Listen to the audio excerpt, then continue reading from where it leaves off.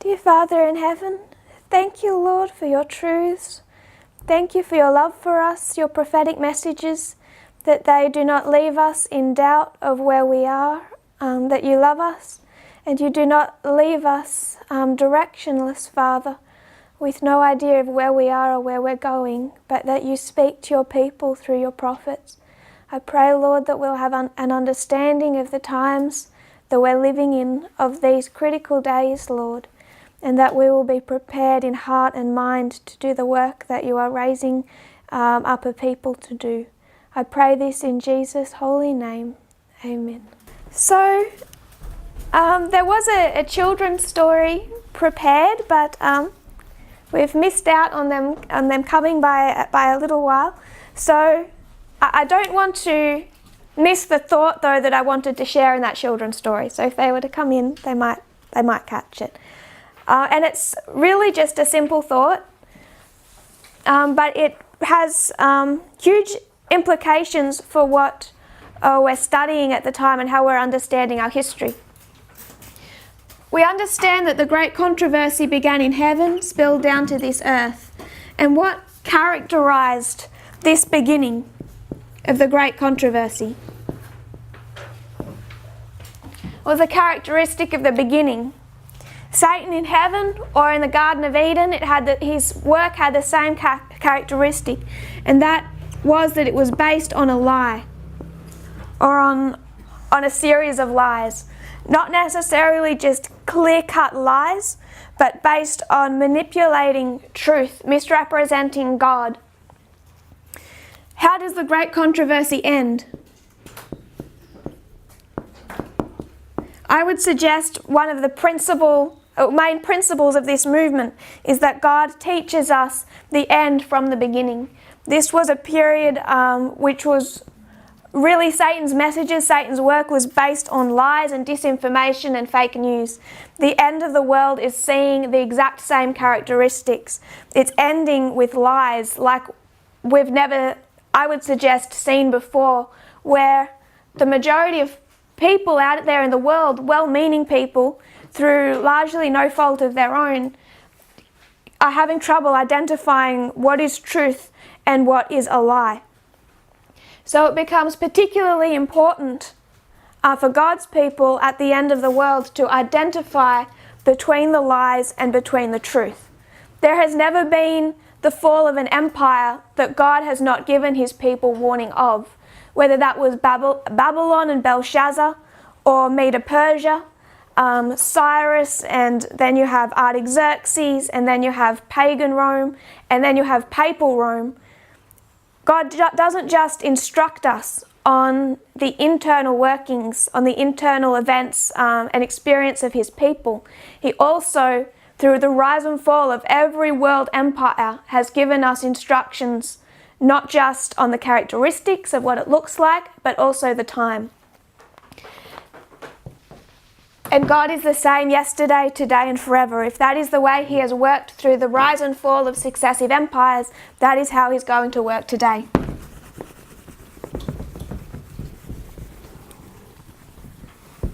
And God is not going to leave us floundering between identifying what is truth and what is error.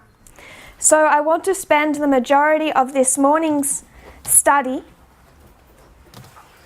looking at the principal verse that this movement was founded on, and that is Daniel 11 verse 40. But we're going to work up to that verse. If you could turn to Daniel chapter 12 verse 4. Daniel 12 verse 4.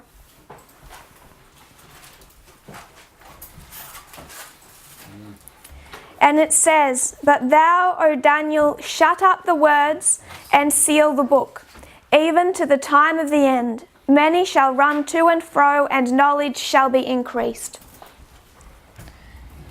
So this last vision of Daniel's, he's instructed, is to be shut up and sealed. Until when?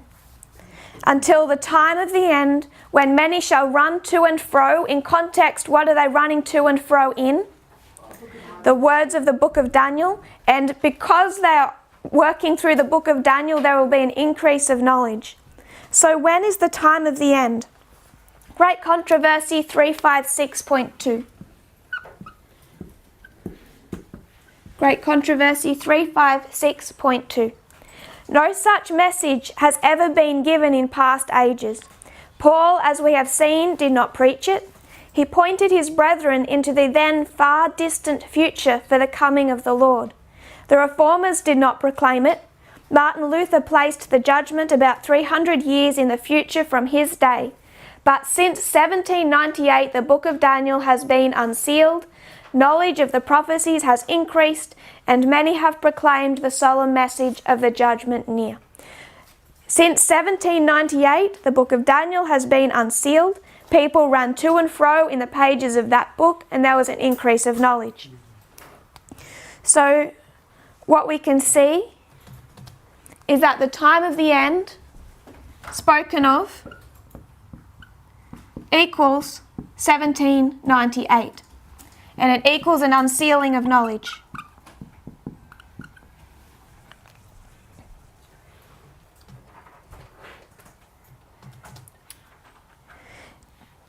And that is that at the time of the end. If you'll then turn to Daniel 11 verse 40. Daniel 11:40 says, "And at the time of the end shall the king of the south push at him." That's as far as I want to read to begin with. So at the time of the end, or 1798, when the book of Daniel is unsealed, there is war between the king of the north and the king of the south. And this is a war between the king of the north and the king of the south that has filled the majority of the book of Daniel, book of chapter 11 of Daniel. So it says at the time of the end, 1798, the king of the south is going to push against the king of the north. That word for push means to butt with the horns, figuratively to war against. So we should see in 1798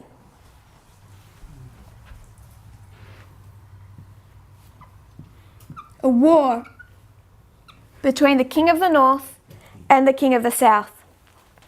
Great Controversy 439.2 gives us one other characteristic that we are to see at the time of the end.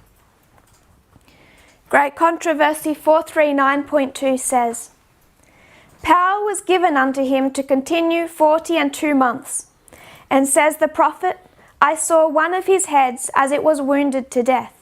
And again, he that leadeth into captivity shall go into captivity.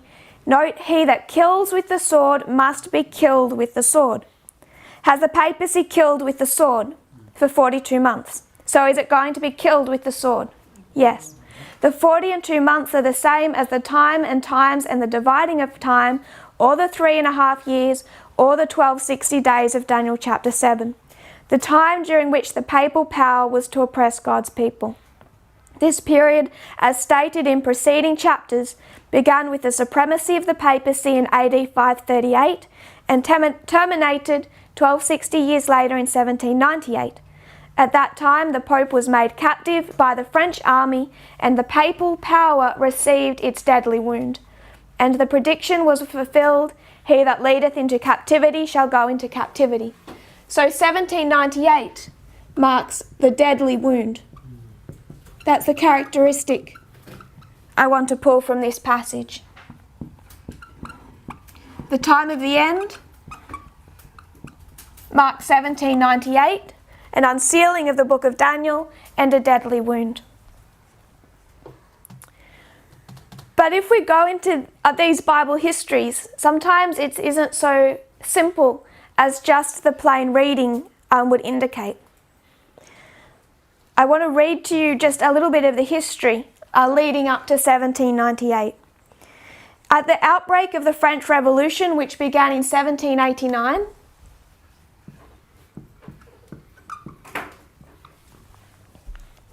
Pius VI witnessed the suppression of the old Gallican church, as well as the confiscation of pontifical and ecclesiastical possessions in France.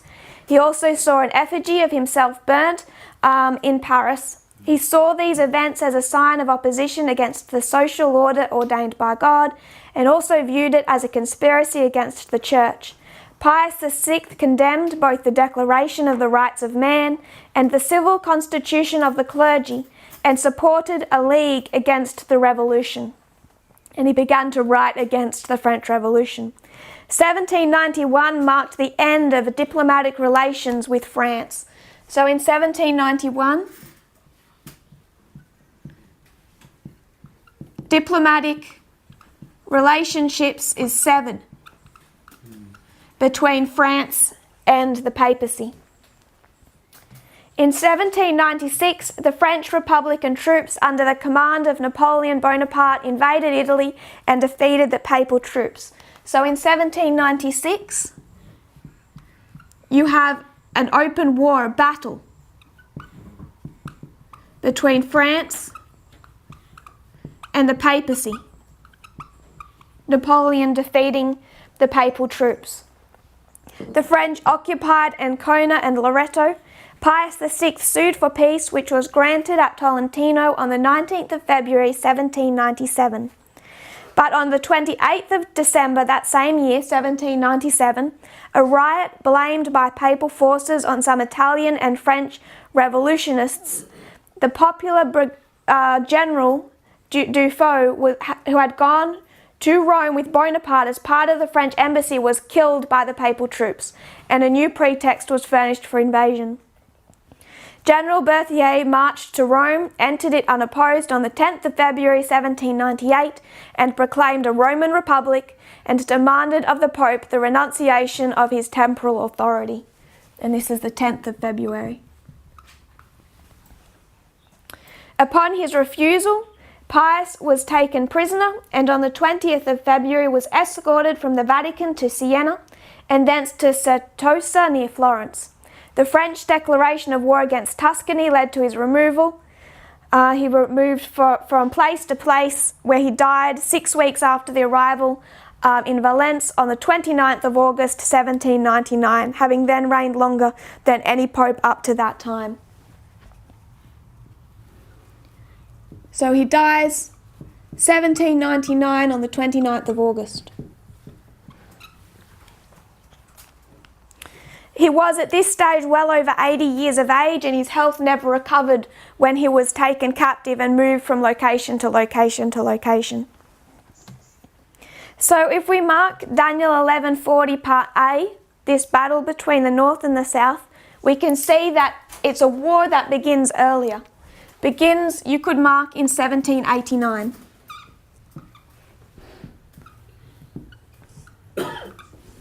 So what is Daniel 11:40 part A marking at the time of the end? I would suggest what it's marking is the infliction of the deadly wound and the end of the 1260. This is what marks the time of the end.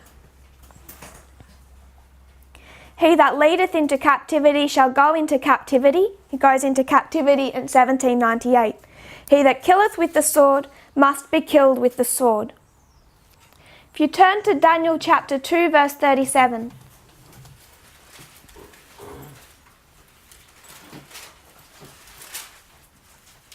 Daniel 2 verse 37. Thou, O king, this is Daniel talking to Nebuchadnezzar, thou, O king, art a king of kings, for the God of heaven hath given thee a kingdom and power and strength and glory. And wheresoever the children of men dwell, the beasts of the field and the fowls of the heaven hath he given into thine hand, and hath made thee ruler over them all. Thou art this head of gold. So when you think of that statue, what did the head of gold represent? Babylon. But who does this verse say it represents? Nebuchadnezzar. This takes us to another important Bible principle, that a king equals a kingdom. They can be used in prophecy interchangeably. And this aspect, it's important for us to see when considering the next quote. 8MR 354.1.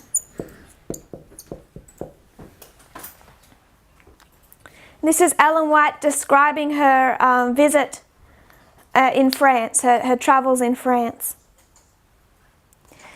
She says, that afternoon, the afternoon of November 2, he, Elder Bordeaux, had us accompany him to the cathedral in Valence, France, and look upon the bust of Pius VI, who was noted in prophecy. Who was noted in prophecy? Pius VI is noted in prophecy. Where in prophecy? In the book of Daniel.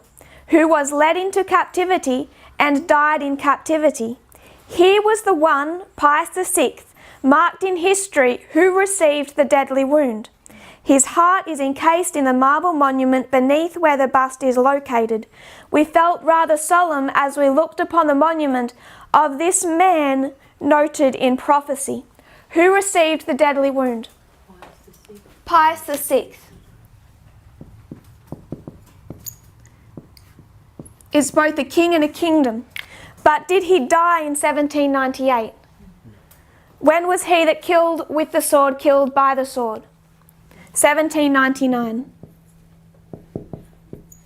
The time of the end marks the deadly wound, it doesn't mark the death.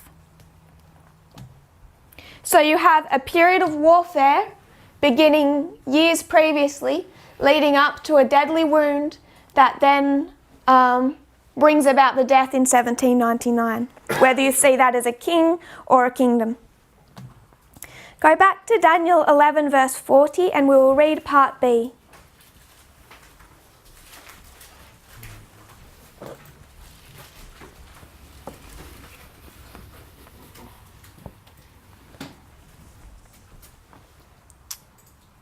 So what we considered was at the time of the end, 1798, the king of the south, atheistic France, pushes or wars against the king of the north.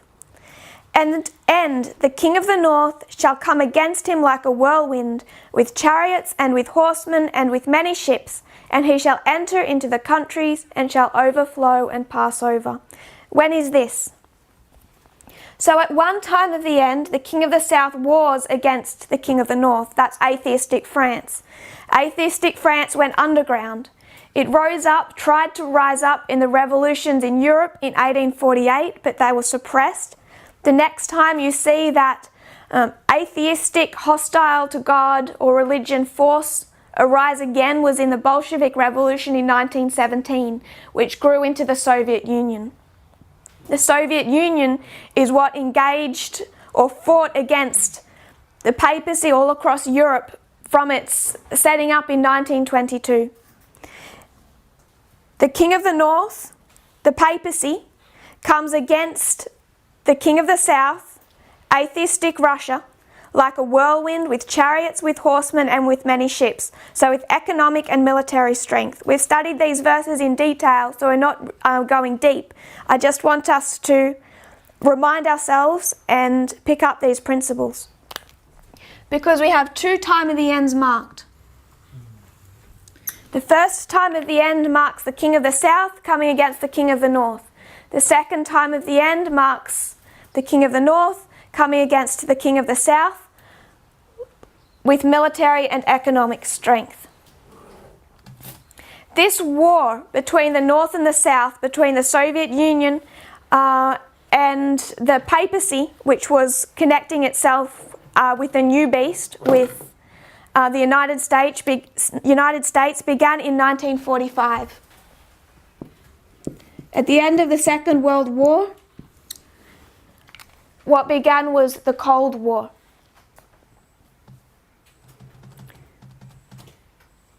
The war between the king of the north and the king of the south preceded 1798. Most of the activity happened in the history prior. And most of this history happens between 1945 and 1989.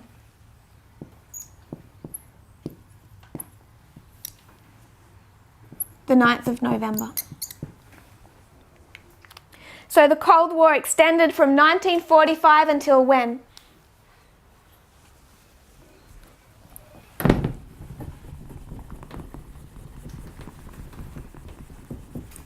The Cold War ended with the fall of the Soviet Union in 1991. And if you do your math, that's a 46-year history.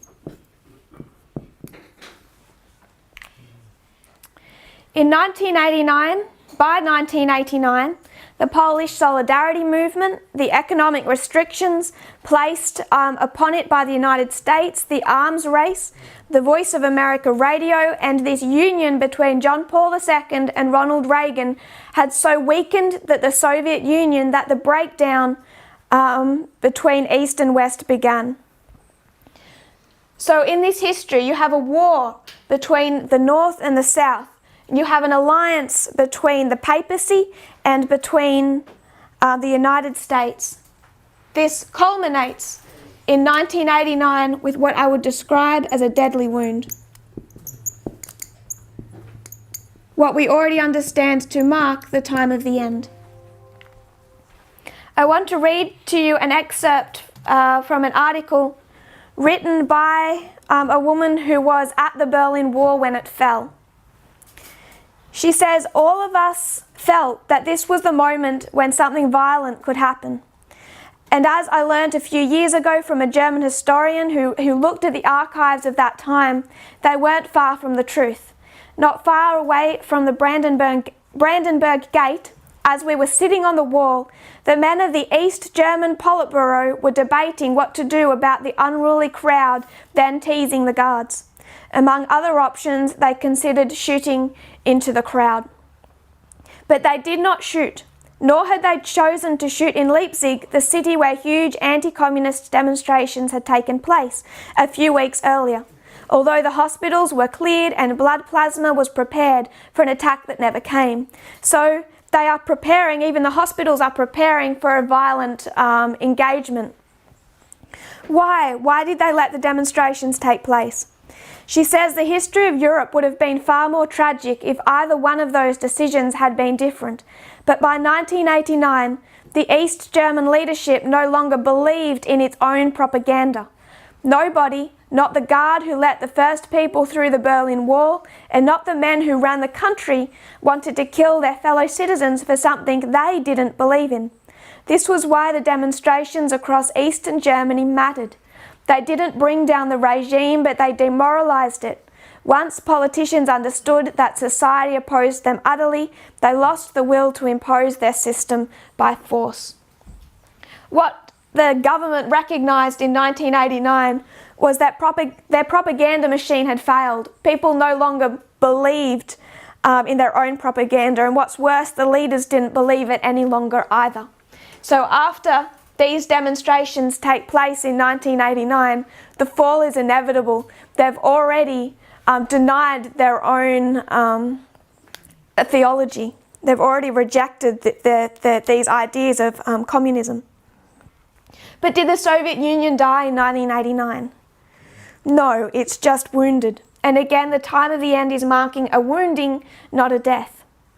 December 25, 1991,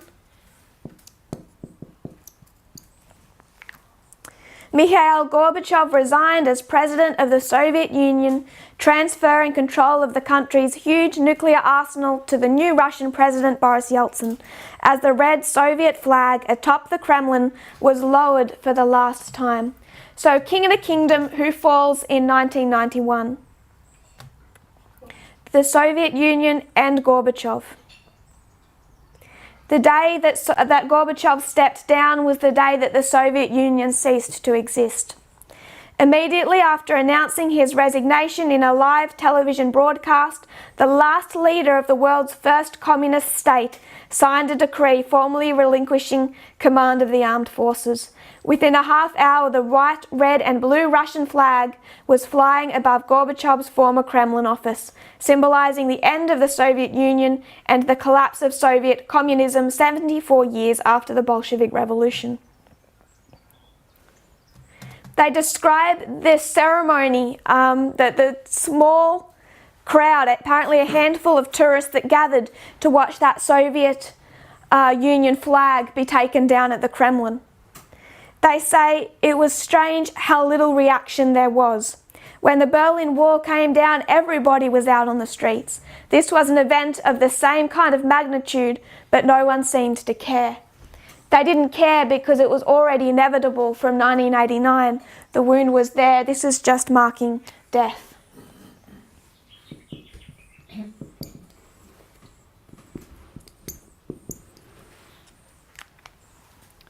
So we have parallel time of the ends, 1798 and 1989. What do we know about this deadly wound? Turn to Revelation 13 verse 3. Revelation 13 verse 3.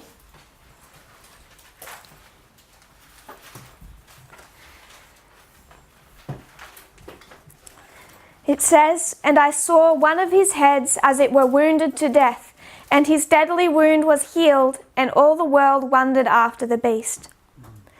So this deadly wound and the death that occurs in 1799, is that wound healed? Is this fatal? It's fatal here, but there's a resurrection. This is the counterfeit of the death and resurrection of Christ, the death and resurrection of the papacy. So was this deadly wound the end of the story for the King of the South? No, that wound is healed and it resurrects. That's what this movement has been coming to understand. If we bring everything we know back to Daniel 11 verse 40, the key is in that one verse. It comes down to paralleling those two times of the ends, and then we see extra evidence to back up what we've already been teaching. And then really all we are is adding layers onto this verse. So what this movement failed to understand was that the King of the South was not finally defeated in 1989, that he comes back into history. This is the light that has been increasing since 2014.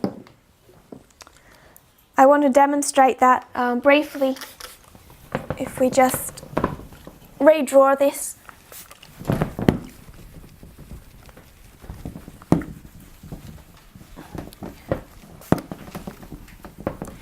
We're just going to track some of this history.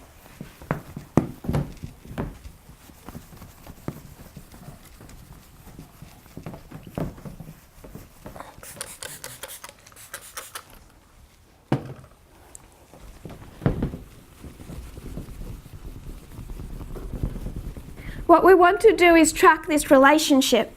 And one of the main things that I'm wanting us to see is the period of time. That it's not just a couple of dates in history, but it's really the story of a relationship. Because what we've been doing in this movement is filling in the gaps in between, primarily.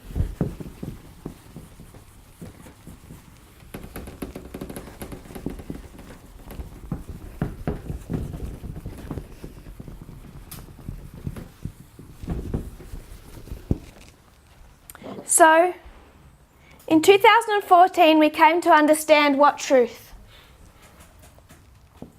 Ezra 7. The truth of Ezra 7. So if we understand 1798, then I want to mark 1989, and we overlaid these two as having the same characteristics. We understood in the 1798, the King of the South defeated the King of the North. In 1989, the King of the North defeated the King of the South. What this movement came to understand in 2014 was that there was two waymarks that preceded the Sunday law. And we marked them as midnight and midnight cry, that precede the Sunday law. 2016, there was an increase of light on this subject. And what did that teach us? What 2016 opened up was those first 39 verses of Daniel chapter 11. And now, for the first time, we understood that there is a resurrection of the King of the South, and it comes back into our history. With that resurrection, we understood that in those first 39 verses, it's describing two battles, the Battle of Raphia and the Battle of Panium, and other details. But what we primarily pull is Raphia and Panium. And we understood that this is where these powers go back into open conflict, back into war. At the Battle of Raphia, the king of the south wins against the king of the north. At Panium, the king of the north defeats the king of the south. And this really marks the conclusion of the matter. And what we also understand is that this again is progressive. If 1989 was a deadly wound, Panium is a deadly wound. Which means, is the king of the south dead at Panium? No.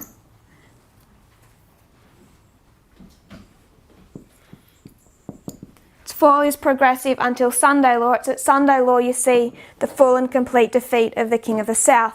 And the end of Daniel 11 verse 40, the beginning of verse 41, which marks the Sunday law. That verse 40 really takes us all the way from 1798 to the Sunday law, and we're just filling in that history in between. So we understood these two battles of Raphia and Panium, and now I just want to look at what we've been discussing recently, the light that has come to us through Pyrrhus. 2018 adds another layer onto this history. And now we have an understanding of the history from 2014. So when we looked at the true and the counterfeit, we understood that there is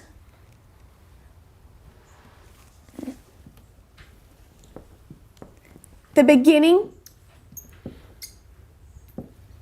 of modern Israel,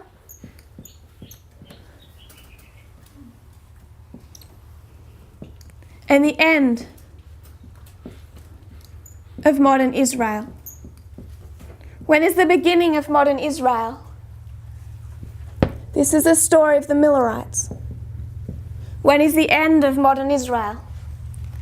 It's the story of the 144,000. If we take that and we apply it to the counterfeit, we understand that there is a beginning of modern Babylon.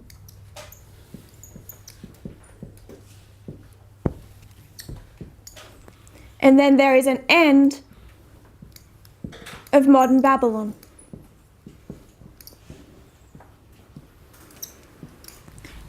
And to understand the history of the 144,000, we take the history of the Millerites and we overlay it and make application. To understand the end of modern Babylon, we understand the beginning of modern Babylon. And the beginning of modern Babylon, if we understand it through Pyrrhus, is the history of World War I and World War II. And the end of modern Babylon, we're marking in the history of World War III, which is the history of World War I and World War II combined. Pyrrhus gave us the history of World War II as the alpha history between a war between the King of the North and the King of the South. By 1939, the papacy had found a beast in Nazi Germany and was attempting to ride it. They had the same goal, to take down Stalin and the Soviet Union. This is a history that we have overlaid with our own, the history of World War II. So the King of the South is defeated in 1798. In this history here, the King of the South is attempting to resurrect and again to strike the King of the North. And when it first attempts to do that is in the history of World War II.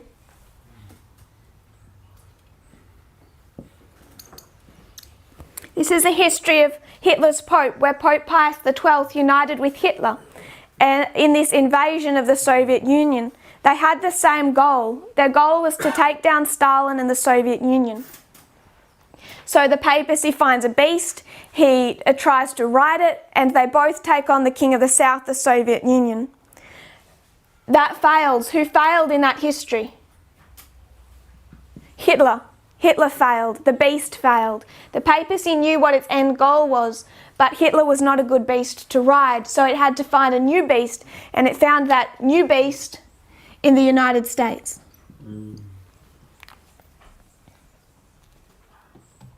So we take this history of World War II, and that is what we're able to overlay with our history. It's the history of the beginning of modern Babylon. World War I and World War II that ended in a disappointment and failure, as did the Millerite history.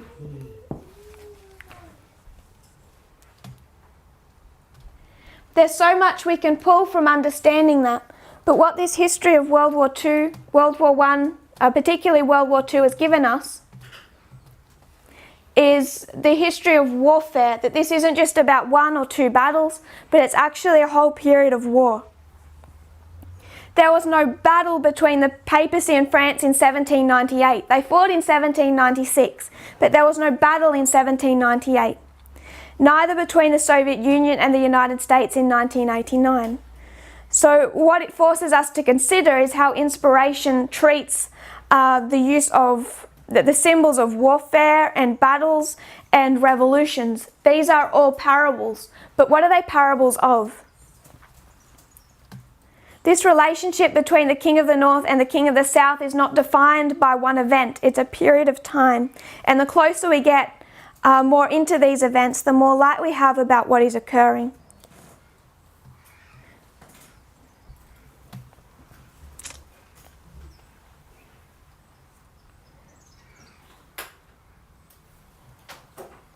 And what we've come to understand, particularly with Pyrrhus, in overlaying the history of World War II, it begins with an alliance between the King of the North and the King of the South, something no one expects to see.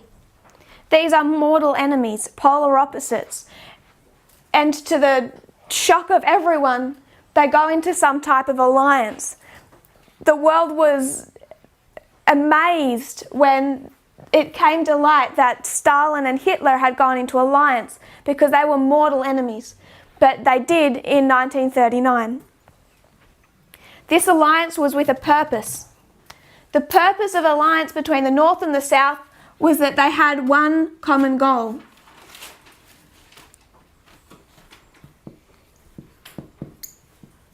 The King of the North had to take on a threefold enemy.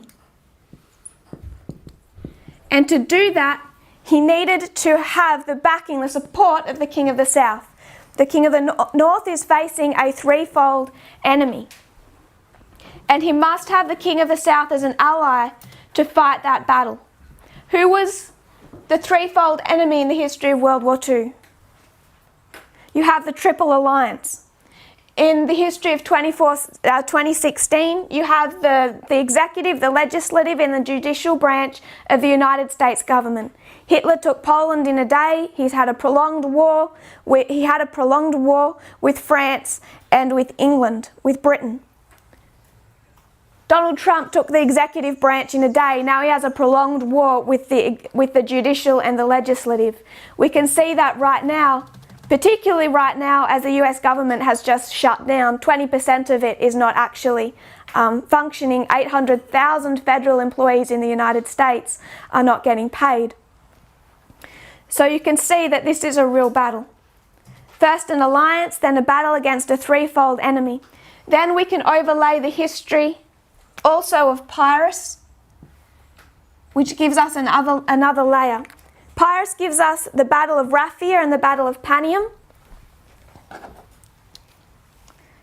But these are described in Pyrrhus's war with Rome as Asculum and Beneventum. This is Asculum and Beneventum. They have the same characteristics as the Battle of Raphia and Panium.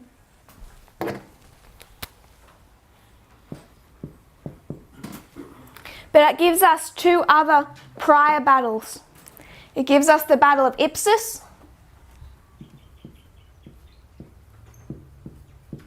and the Battle of Heraclea. And we have those battles from the lines of Pyrrhus. So if we track the development of this relationship, we see in 1798 the King of the North and the King of the South come against each other. The King of the South defeats the King of the North.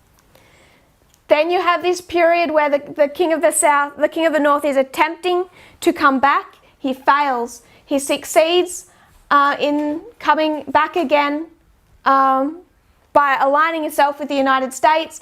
And in 1989, the King of the South is defeated. A deadly wound for the king of the north, a deadly wound for the king of the south. Neither of them have been finally fully defeated.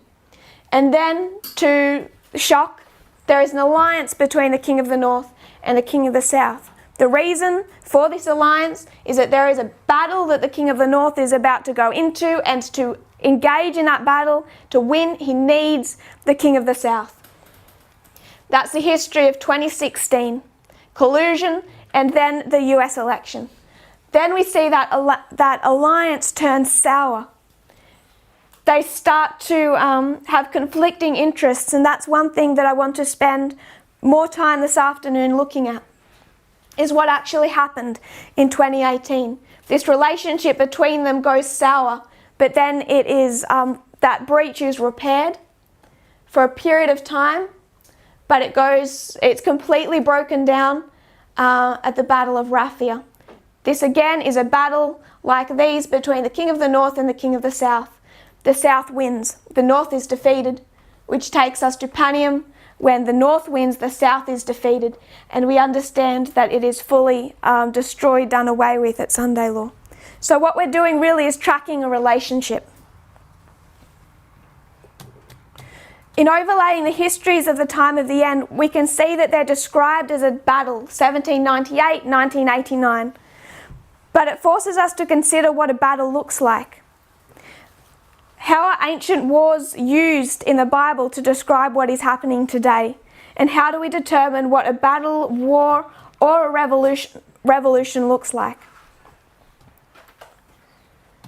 The point I particularly wanted to establish is that the battle occurs in the history previous.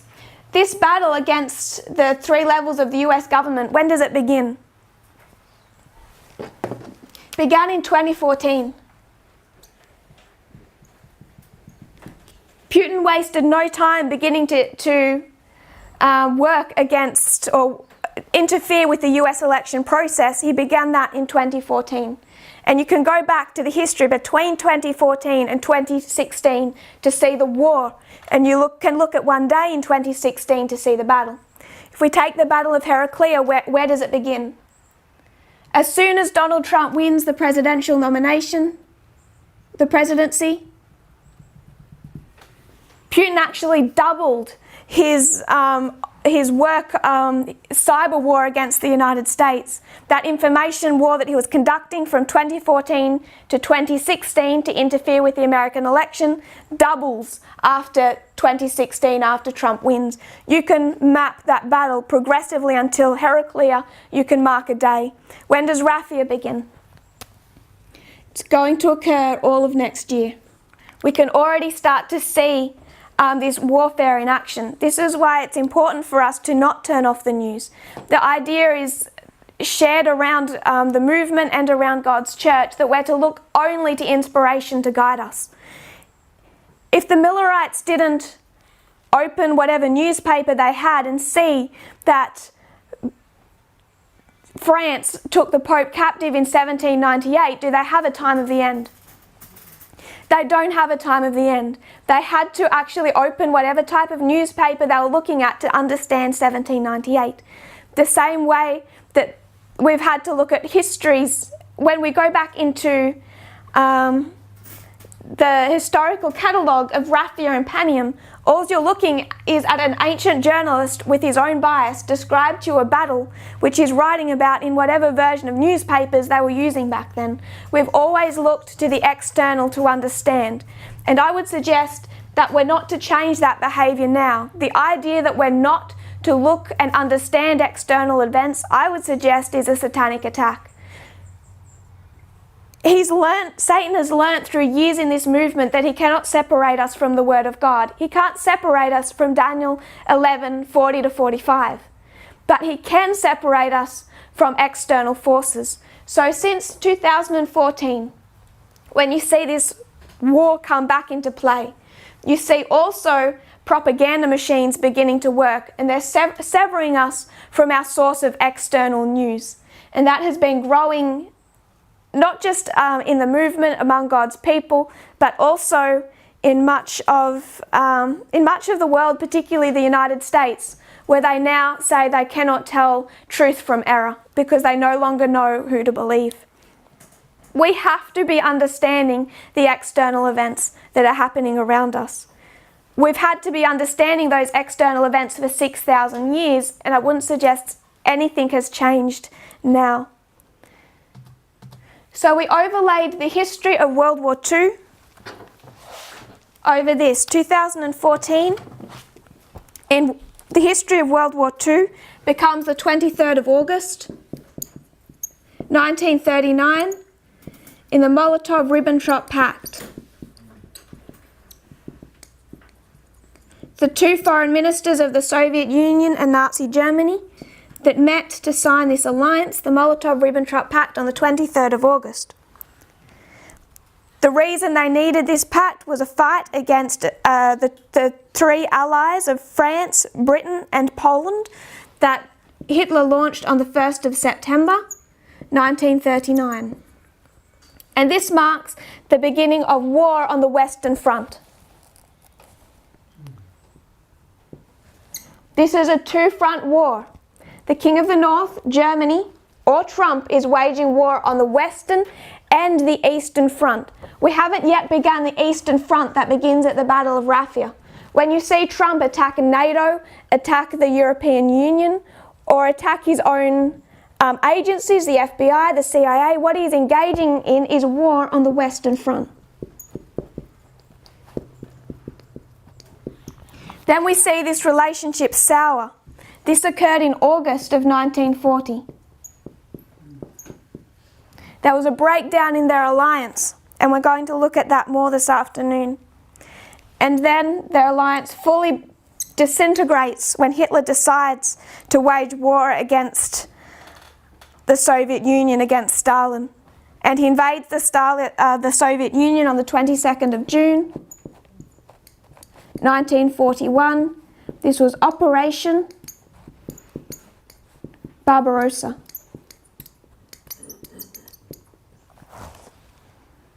In 1945,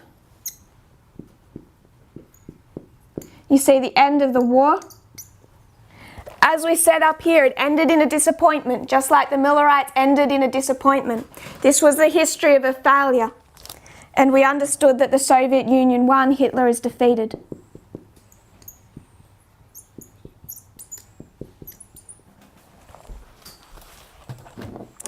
Donald Trump is not defeated here. It's a history of success. So we can overlay the history of World War II. We can take it as a broad history all the way from 1939 to 1945, and we can overlay that within our history and see 2014 to Panium. But what I want us to see that becomes relevant this afternoon is another way that we look at that history. For some of you, this may be completely new, but it is something that we've already established. For those of you that have watched those studies, you've already bought into this idea. Perhaps you just haven't noticed that this is what we did. We understood that the Battle of Raphia, which we've already agreed is November 9, 2019, we've already understood that battle is occurring in November 9 of 2019. And we overlaid that with the history of World War II, which became the 22nd of June of 1941.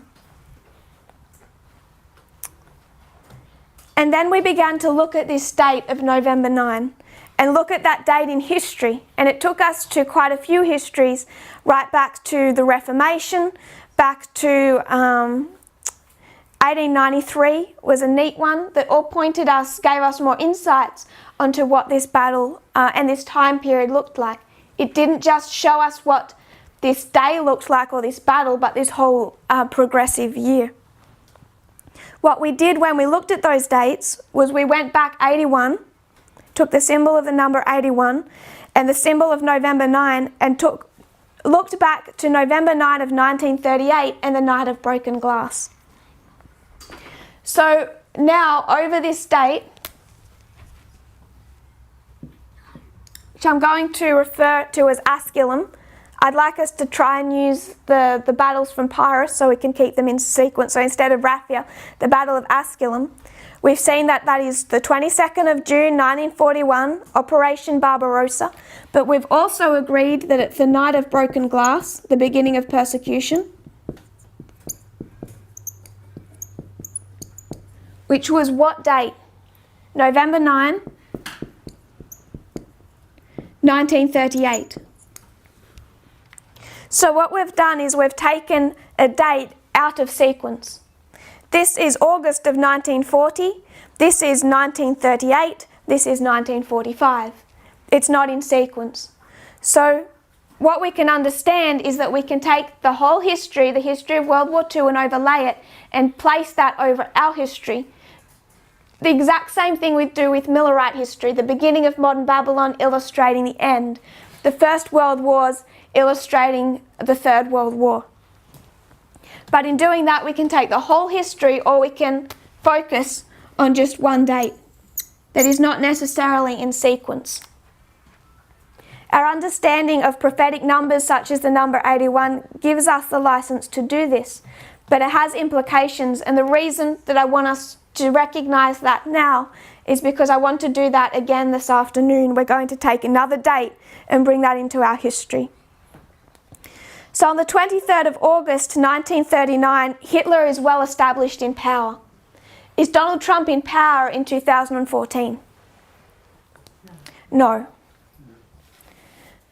Another thing that is interesting, when you watch the news, the external news, and you see some very high-profile people within the US government, those that are aware of what Donald Trump is doing, what they're saying in a very intelligent, well-articulated manner is that the United States is in 1933 Germany. And they're saying we're not in 1939. We're in 1933. And I would suggest that they're also correct. You can lay this history in different ways. This is not only Hitler's war against the Soviet Union, against West and against East. This is also Hitler's rise to power.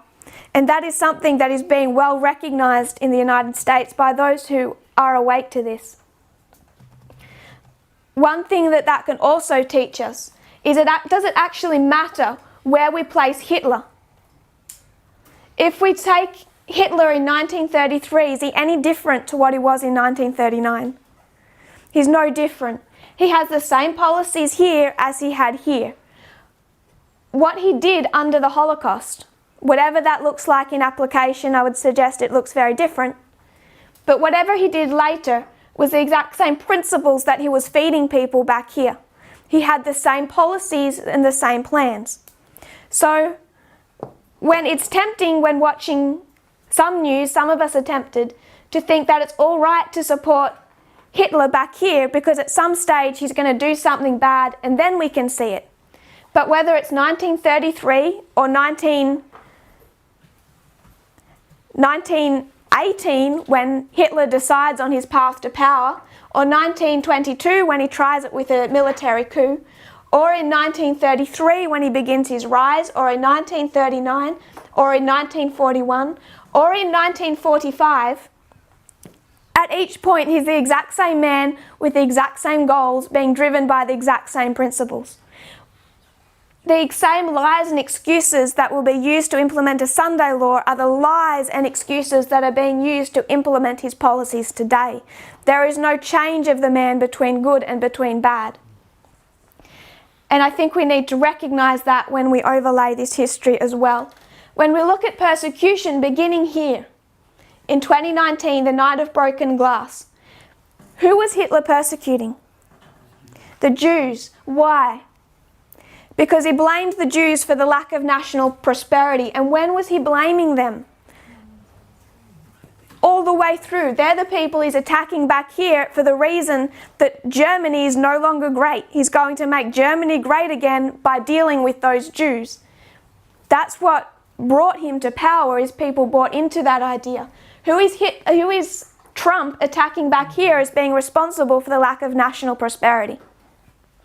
Muslims and immigrants, primarily immigrants.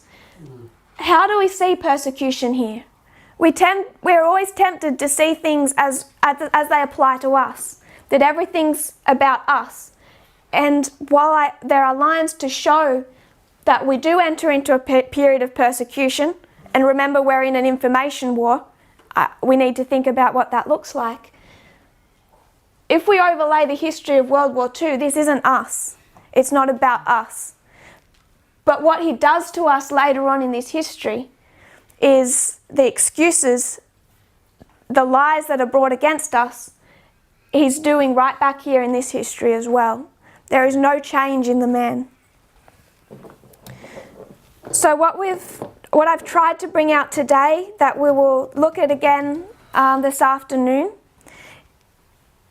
is how this message over hundreds of hours of studies has brought us to an understanding of Daniel 11 verse 40, two time of the ends that have the same characteristics, both being marked by a deadly wound in a much more complicated history.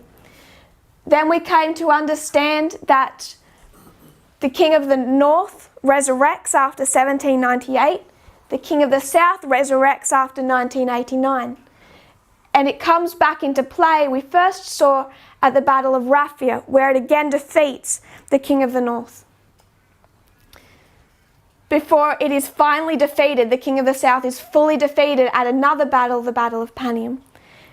Then we came to overlay the history of World War II and saw that before this battle, these two are in an alliance, and we have a twofold war on the Western Front that precedes war on the Eastern Front. And we understand that we are in the middle of that right now. We're forced to consider what war looks like, what battles look like, because 2016 was a battle in history. 2018, we only have 2 days left. It has been a battle in history, and that is what I want us to look at. Raphia is a battle in history. It's being said a lot, has been said a lot, that we don't know what Raphia looks like. We should, because we have how many witnesses? 3. We have 1989 is a battle in history, and on the testimony of 2 or 3 a thing is established. We should not have, I would suggest, so many doubts about what Raphia looks like. So what I want to do this afternoon is take a more in-depth look of what happened in 2018, but in this relationship between Donald Trump and Putin. If you will kneel with, and the final point that I wanted to make was how we overlay the history, but we also take specific dates in that history to make a point. If you will kneel with me in prayer. Dear Father in heaven, thank you, Lord, for all of our blessings. Thank you that you do not leave us ignorant. Father, as we look into history, as we look into the Bible, how you have always told your people what is truth from what is error. You've always given us prophecy and understanding. Whatever kingdom or interaction that was, Lord, we were not to be ignorant of what was happening in these global events. I pray, Lord, that as we look at these things, that we will not be frightened.